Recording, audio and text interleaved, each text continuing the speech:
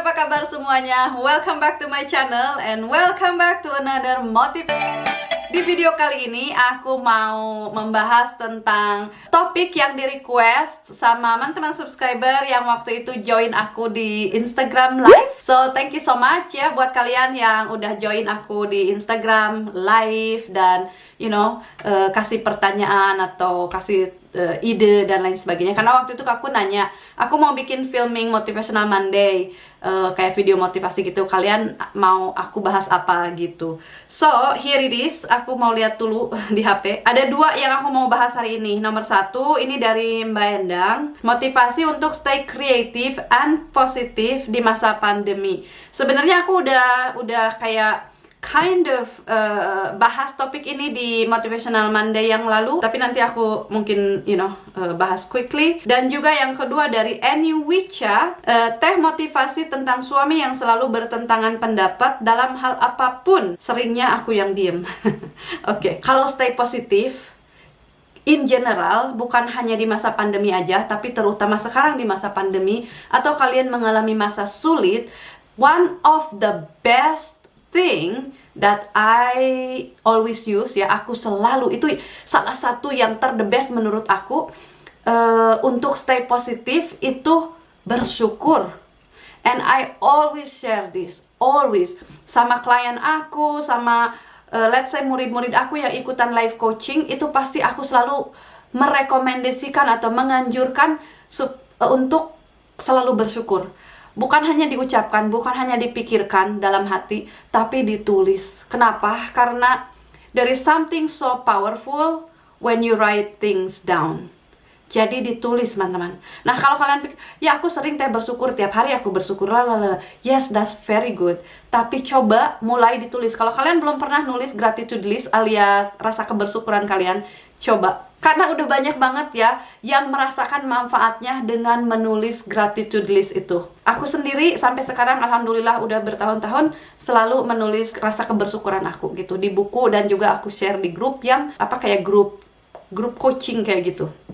So, untuk stay positif di masa pandemi, selalu bersyukur dan tulislah kebersyukuran kalian setiap hari, mau di pagi hari pas bangun tidur, atau malam hari sebelum tidur, atau bahkan 2 kali sehari lebih bagus. There is no such a thing as too much gratitude, ya, too much gratefulness, itu nggak ada. So the more the better, oke? Kalau kalian belum biasa dan ini untuk pertama kali, aku sarankan coba pokoknya, oke? And then you let me know kalau udah ditulis. Kalau awal-awal untuk menulis gratitude, tulisnya 10 per hari ya, 10 minimal. Apa yang kalian syukuri. Dari hal kecil sampai yang besar, itu banyak banget yang bisa kita syukuri. Dari tidur nyenyak, makan enak, bernafas, kesehatan kita, anak kita, orang tua kita, atau kita baru dibeliin berlian sama suami, atau dibeliin bunga, atau dibeliin coklat, atau kita ngasih ke orang, kita mampu ngasih ke orang, apapun itu, atau ada orang yang smile di jalan ke kita, itu bisa ditulis di gratitude atau kebersyukuran kita. Dari hal kecil sampai yang hal besar, karena grateful heart is magnet for miracle, kata orang begitu. Jadi kebersyukuran hati adalah magnet untuk menarik keajaiban, ya, yang bagus, mungkin seperti itu. Tapi ya itulah, grateful heart itu nanti menarik lagi apapun di kehidupan kita untuk bisa kita lebih bersyukur lagi, seperti itu. So, mulailah ya. Nah, untuk stay kreatif, kreatif itu datang dari kalau menurut aku nih, misalnya kemarin karena pandemi akhirnya kita jadi loyo dan kayaknya hilang motivasi, dan kekreatifan kita itu kayak hilang sementara gitu ya. Untuk menghidupkan lagi, cobalah sesuatu yang berbeda. Misalnya dari rutinitas kita sehari-hari. Misalnya kita sehari-harinya nih bangun pagi, mandi atau ngopi, terus sarapan, terus pergi kerja, terus pulang, mandi, makan, tidur. Misalnya gitu ya, itu keseharian. Ganti ya, misalnya dengan apa? Bangun lebih awal, 1 jam lebih awal. Misalnya ngambil kursus online, atau membaca buku, atau beribadah, whatever buat kalian yang menurut kalian memang itu bagus dan kalian inginkan. Kan kita suka punya keinginan, ya aku pengen kursus dari dulu. Suka ada zaman sekarang itu banyak banget kursus-kursus online, mau free, mau pay, mau whatever ya. Atau belajar bahasa, atau apapun itu. Lakukan cari sesuatu yang berbeda gitu. Itu terus atau kita misalnya pergi kalau kita habis kerja biasanya pulang ke rumah, lakukan sesuatu yang berbeda. Misalnya pergi dulu kemana gitu, instead of going home straight away. Mungkin olahraga, mungkin pokoknya cari sesuatu activity yang berbeda dari biasanya. Itu biasanya sih ignite ya, biasanya spark creativity kita. Tapi kalau kita enggak dan kita terus-terusan day in day out sama dan itu biasanya monoton dan kekreatifan kita itu kayak menghilang ya. Jadi itu aja teman-teman. So lakukan sesuatu yang berbeda. Yang biasanya misalnya kalau kalian nggak kerja, biasanya kalau bangun tidur ngopi dulu, nyantai ini itu, scroll YouTube, scroll Instagram, bla bla bla.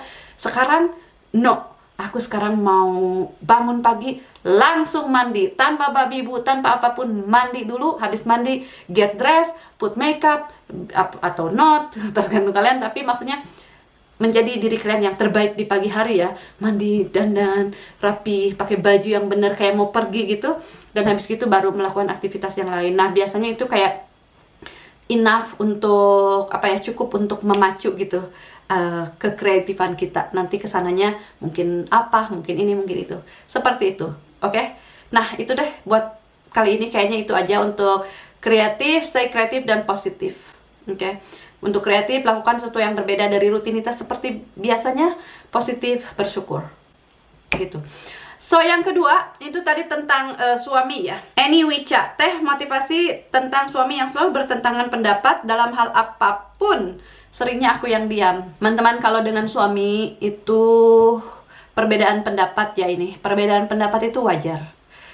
Sama siapapun orang lain selain kita, perbedaan pendapat itu wajar. Karena kalau kita nggak ada perbedaan pendapat sama aja ya, dunia ini boring. Jadi it's okay. Tapi as much as there are a lot of yang berbeda ya, sebanyak-banyaknya perbedaan pasti ada juga persamaan. Nah, mungkin kita bisa lihat persamaannya apa sama suami itu. Nah, tapi di sini kan bilangnya gimana dong, motivasi nih suami selalu bertentangan pendapat. Dan aku kayaknya diem. Akhirnya banyak diem ya kan. Kalau dalam hal relationship, aku ya beberapa kali bilang, mungkin ini bisa dibilang nomor 1 ya. Salah satu lah, jangan nomor 1, nggak tahu urutannya gimana. Tapi salah satu yang paling penting dalam relationship itu adalah komunikasi. Yes, I know it's simple, I know everybody sering dengar, sering membicarakannya, tapi it's true teman-teman. Itu benar, komunikasi kita harus bicarakan. Dan kalau kita bicara satu sama lain, nomor 1, jangan mengatak atau menyerang ya. Ada beberapa kata yang bisa diklasifikasikan sebagai kata-kata kayak menyerang gitu. Di antaranya adalah kata-kata selalu atau nggak pernah. Itu. Kalau bisa, kalau mau berkomunikasi ya seperti itu, kalau mau membicarakan sesuatu yang apalagi serius begini, jangan selalu bilang selalu.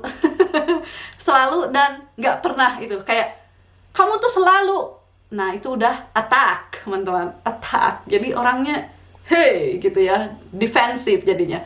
Kamu kenapa mengatak aku gitu. Jadi jangan mengatakan, kamu selalu, atau kamu tuh nggak pernah, gitu. Ya, itu kata-kata 2 dihindari kalau mau berkomunikasi dengan baik. Dan juga jadilah pendengar yang baik, karena berkomunikasi bukan hanya dengar. Maksudnya pas komunikasi itu nih, suami, oke, misalnya suami bagian ngomong, kita bukannya mendengarkan tapi menunggu bagian aku ngomong gitu. Nah, kalau pas mendengarkan aja, really listening apa yang dia katakan. Kalau kita nggak ngerti, kita tanyakan, maksud kamu apa? Maksudnya gimana sih? Gitu. Jadi kita harus lihat dia itu dari sisi mana sih kok bisa berpendapat seperti itu. Karena kita grow up ya dari different, dari berbeda ya, growing up itu. Tumbuh kita dari berbeda keluarga, beda pendapat itu ya. So, kita lihat dari sisi mana sih kok dia bisa berpendapat seperti itu. Ini juga di sini tadi nggak jelas ya contohnya kayak gimana, tapi perbedaan pendapat dengan suami wajar, dan kita bisa lihat kesamaan kita apa. Tapi kalau itu bothering kita atau kita nggak enak gitu. Kenapa selalu dia itu bertentangan pendapat dan aku selalu yang diam gitu.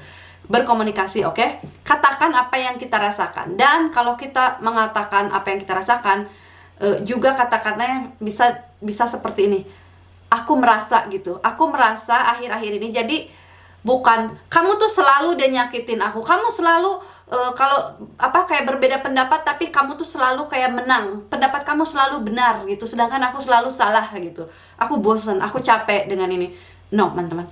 Kalau mau berdiskusi, berkomunikasi, kita harus minta waktu yang tepat dan juga kita bisa tanyakan, sayang, aku mau ngobrol dong yang agak serius nih gitu. Kita lihat-lihat dulu, jangan pas dia capek pulang kerja misalnya gitu. Waktunya yang tepat ya.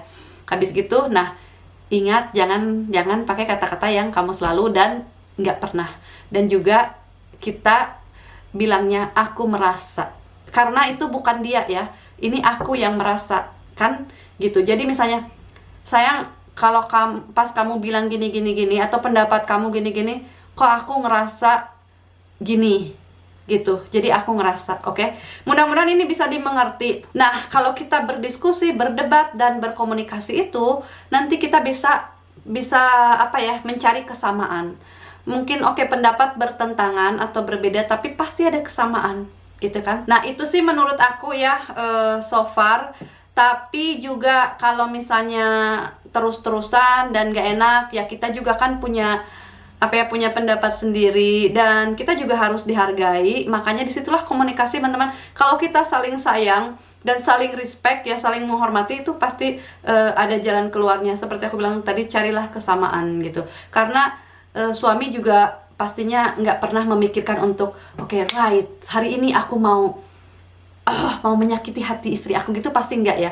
Cuman kan secara nggak sadar. Makanya kita juga harus bilangnya, bukan kamu tuh selalu gini gitu, kamu gitu deh gitu. Itu kan kita udah kayak penyerangan. Jadi kita, kalau pas kamu bilang gitu, aku merasa gini gitu, mungkin kamu nggak bermaksud, tapi aku ngerasa begini gitu sih teman-teman.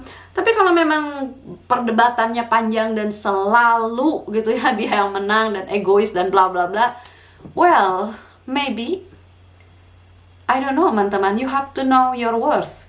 You have to know your boundaries. Kita juga punya pendapat, kita juga sama gitu ya, sama-sama manusia. Dan kalau harus selalu suami yang menang, kita yang ngalah, juga mungkin nggak baik. Tapi whatever it is teman-teman, be kind first and be right later. Jadi kita tuh harus baik, harus kind ya. Kalau kind kan bisa lah, semarah-marahnya kita kind aja, kind dulu ya, sebaik. Karena kita selalu kayak I'm right, aku yang benar. Dia mikir dia yang benar. Tapi kita pikir aja, ya udahlah, yang penting kita berbaik dulu, berbaik hati, nanti yang benar atau salah nanti aja. Karena siapa yang tahu benar atau salah? Orang itu sendiri, kalau dia percaya bahwa apa yang dia katakan, yang dia pikirkan itu benar, maka itu benar buat dia. Kalau aku yang mengatakan bahwa yang aku katakan dan aku pikirkan ini benar menurut aku, dan itu benar buat aku. Whatever you think right or wrong, you are right. If you think this is right, you are right. If you think this is wrong, you are wrong for you. But belum tentu buat aku gitu loh. Tapi sebagai pasangan tentunya kita harus find common ground ya, harus cari kesamaan. Dan nomor satu tadi, komunikasi, respecting each other ya, saling menghormati, saling menghargai. Berkomunikasi jangan menyerang, dan selalu bilang I feel, dan jangan bilang kamu selalu atau kamu nggak pernah gitu. Itu penyerangannya, dihindari. Dan itu sih menurut aku. Oke teman-teman, jadi itu dia tadi pembahasan kita kali ini. Semoga bermanfaat ya, semoga ada yang bisa diambil manfaatnya. Dan jangan lupa klik like video ini kalau kalian suka. Dan juga kalau kalian ada ide lain apa sih yang harus aku bahas di motivasi video selanjutnya, silahkan ditulis di komen, DM aku, atau bisa email juga kalau panjang ya, bisa email di andinioverfield@gmail.com. Nah, jadi rangkumannya, untuk stay positif di any situation, bersyukur, kreatif, try something new, dan action ya, jangan in the thinking mode, do something. Terus buat sama suami, komunikasi itu paling penting. Jangan menyerang, jangan mengatakan kata-kata kamu selalu atau kamu nggak pernah itu, dan juga jangan kayak aku harus menang gitu. Dan cari kesamaan seperti itu. Selalu respecting each other, karena kalau kita sama-sama respect, dasarnya respect, itu pasti kita berdua mau mendengarkan ya. Itulah dia pembahasan kita kali ini. Selalu ingat, jadilah diri kita yang terbaik tanpa merugikan orang lain. I will see you in my next video.